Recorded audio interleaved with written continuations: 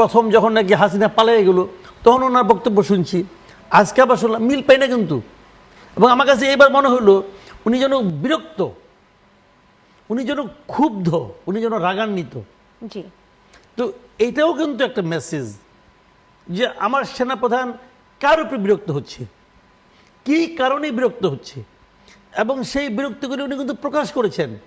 এবং আমি কনফার্ম যে তার এই বিরক্তিগুলোর দৃশ্যত যে কারণগুলো আমরা দেখতে পাচ্ছি, আমি এর সঙ্গে একমত। আমি তো একমত, আমি ওনার সঙ্গে একমত যে আসলেই আমিও বিরক্ত যে কি হচ্ছেটা কি। মানে ওকে নিশ্চিহ্ন করো, ও খারাপ, ওর গোষ্ঠী সুদ্ধা ফেলাই দাও, এবং একটা মব ট্যাগের মাধ্যমে মব সৃষ্টি করা, নিজেদের মধ্যে হানানি কি, এটাই তো ভাই। উনি ওনার প্রত্যাশার কথা জানিয়েছেন, এটা উনি অনেক আগেও জানিয়েছিলেন। উনি এতদিন পরে এসে আবারও সে আগের জায়গা থেকে সরলেন না। উনি বললেন এর মধ্যে হওয়া উচিত হবে। আমি তো মনে করি যে তার আগেই হওয়া উচিত। আমি মনে করি সরকার অনেক আগের থেকে কালক্ষেপণ করছে। আপনি আমাকে বলেন, জাতীয় ঐকমত্য কমিশন এটা করা হয়েছে না? 6টা সংস্কার কমিশন তাদের রিপোর্টও দিয়ে দিয়েছে। তারপরে জাতীয় ঐকমত্য কমিশনকে এই পলিটিক্যাল পার্টিগুলোর সঙ্গে বসতে পেরেছে একবার মাত্র বসে, তো ওটা ইন্ট্রোডাক্টরি বসা, কোনো রিপোর্ট নিয়ে বসে পর্যন্ত বসে নাই। কেন বসে নাই বলেন, কি করে বসে নাই? আজকে তো প্রায় 1 মাস হয়ে যাচ্ছে, এখন পর্যন্ত এই রিপোর্টগুলি নিয়ে জাতীয় ঐকমত্য কমিশন কেন কোনো পলিটিক্যাল পার্টির সঙ্গে, এক বা একাধিক পার্টির সঙ্গে বসতে পারলো না? যেহেতু সময় বাড়ানো হয়েছে, তাহলে এই সময়টা একটু পেছানো হলো কিনা? আমার কথা হলো না, এই 6টার সঙ্গে তো বসতে পারতো না, কি সে সবগুলি শেষ হলে একসঙ্গে বসবে, তখন কিছু হবে? আপনি এখন থেকে একটা একটা করে স্টার্ট করেন, সমস্যাটা কি? আপনি এই 15-20 দিনে আপনি তো একটা বিষয় নিয়ে আলোচনা শেষ করতে পারতেন, করলেন না কেন? আসলে ঢিমে তালে চলছে। কেন চলছে? তারা আসলে বুঝেও না যে আর্জেন্সি জিনিসটা কি, বুঝে না, জাস্ট বোঝে না যারা ক্ষমতায় আছেন। আরেকটি নতুন দলের আত্মপ্রকাশ যেহেতু 28 ফেব্রুয়ারি হবে, তারপরে হয়তো আমরা এরকম পেয়ে যাব, সেরকমটা কি প্রত্যাশা করা যায় না? হতে পারে। চলে আসলে তারপরে মনে হচ্ছে যে নাহিদ ইসলাম আজকে যেভাবে বিদায় নিলেন, কোলাকুলি করে, অমুক করে, তমুক করে, এই কোলাকুলি করার উনি পদত্যাগ করছেন রে ভাই। প্রধান উপদেষ্টা ওনাকে উপদেষ্টা হিসেবে নিয়োগ করেছেন, একটা দায়িত্ব দিয়েছেন, উনি ওই দায়িত্বটা আজকে ছেড়ে দিয়েছেন। ঠিক আছে, প্রধান উপদেষ্টা খুশি ওর কি আছে, এটা আমার বুঝান। লজিক্যালি আপনি ওই কথাটা বুঝান। প্রধান উপদেষ্টা ওনাকে দায়িত্ব দিয়েছেন একটা কাজ করার জন্য, প্রধান উপদেষ্টা কি তার দায়িত্ব থেকে চলে গেছে? চলে যায় নাই তো। ওনার একজন উপদেষ্টা ওনার পদ থেকে ছেড়ে চলে গেল, এতে প্রধান উপদেষ্টার খুশি হওয়ার কি আছে?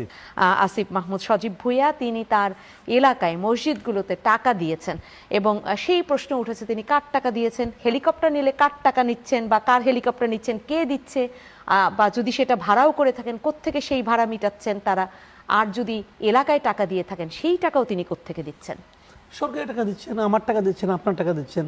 আপনার টাকাটাকে উনি ওনার বাবার টাকা মনে করেছেন, উনি দিয়ে যাচ্ছেন। আবার ওনার বাবা এলাকায় বলে বেড়াচ্ছেন আমার ছেলে ইলেকশন করবেন, আপনারা যদি চান তো ইলেকশন করবেন। ওনার বাবা বলছে নিজে, ওইটা আমি ভিডিও দেখছি, সে বলতেছে তার বাবা। কিন্তু সেটা এখন এটা উনি করতে পারছেন। এইগুলো যেমন কি, এগুলো নৈতিকতার ব্যাপার, বুঝছেন? এখন তিনি তো এখনো সরকারে রয়েছেন উপদেষ্টা, তিনি তো পদত্যাগ করেন না। কি হয়েছেটা কি এই সরকারের উপর কতটুকু? আজকে দেখেন কি হলো, নাহিদ ইসলাম পদত্যাগ করলো, রেজিগনেশনটা কার কাছে দিল? ইউনূস সাহেবের কাছে দিল। দিয়ে এসে উনি একটা প্রেস কনফারেন্স সাংবাদিকদের মুখোমুখি হলেন, টেবিলে বসছেন। ওনার দুই পাশে, এক পাশে প্রধান উপদেষ্টার প্রেস সেক্রেটারি, আরেক পাশে ডেপুটি প্রেস সেক্রেটারি, দুজন সরকারি চাকরিজীবী। সরকারের কাছ থেকে বেতন নেয় তো ভাই, আমার আপনার টাকা নেয় সে, ওর বেতনটা আমি দেই।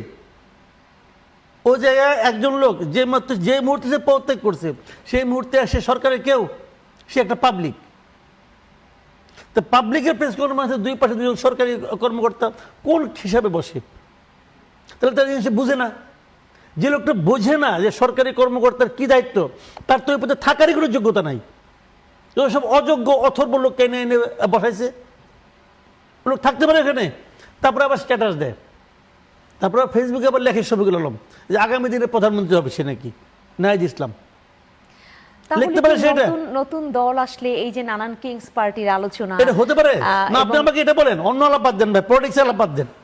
একজন সরকারি কর্মকর্তা সিনিয়র সচিব, সে নাকি আবার মানে একটা সিনিয়র সচিব হওয়ার কোনো যোগ্যতা লাগে না, মনে হলো বানাই দিল সিনিয়র সচিব। সাংবাদিক আসলে ভাই, সিনিয়র সচিব হয়ে গেল, কি যোগ্যতায়? কি যোগ্যতায় বলেন? ইউনূস সাহেবের ইচ্ছা হয়েছে বানাই দিল। ইউনূস সাহেব ইচ্ছা করলে কাউকে সিনিয়র সচিব বানাইতে পারে। বিদেশের একটা নাগরিক মনির হাজারকে নিয়ে আসছে, আইনে নিয়ে সিনিয়র সচিব বানাই দিল। কেন? ওনার ইচ্ছা হয়েছে। মুশফিক ফজল আনসারি বিদেশে আমেরিকা ছিল, নিয়ে আসলো, আইনে নিয়ে সিনিয়র সচিব পদমর্যাদায় তাহলে রাষ্ট্রদূত বানাই দিল। ইচ্ছে করলে উনি পারে। এটা কোন আইনে করছে সে? প্রধান উপদেষ্টাকে আইনের ঊর্ধ্বে? সিম্পলি আমার এই কথাটা জবাব দেন। প্রধান উপদেষ্টাকে আইনের ঊর্ধ্বে নাকি উনি? নিঃসন্দেহে তো সেটা সে যা ইচ্ছা নয়, তাই দেশের করতে পারে। প্রচলিত আইন তো সবাইকে এগুলি মেনে করতেছে চলতে হবে। কি জন্য? সমস্ত অযোগ্য লোক, অথর্ব লোক গেলে আইনে নিয়ে সে উপদেষ্টা বানাচ্ছে, কাউকে সিনিয়র সচিব বানাচ্ছে, এগুলো বানাই দিচ্ছে। এই যোগ্যতাটা কে প্রমাণ করবে? একটা উপদেষ্টা প্রেস সেক্রেটারি সে কি করে বলে যে নাহিদ ইসলাম আগামীতে প্রধানমন্ত্রী হতে পারে? কি করে বলে সে? একদম অন রেকর্ডে পত্রিকায় দেখলাম। তো এগুলো হলো জানেন কি, এগুলি করার মাধ্যমে ডক্টর ইউনূস বোঝাচ্ছেন যে উনি নিরপেক্ষ আর নাই।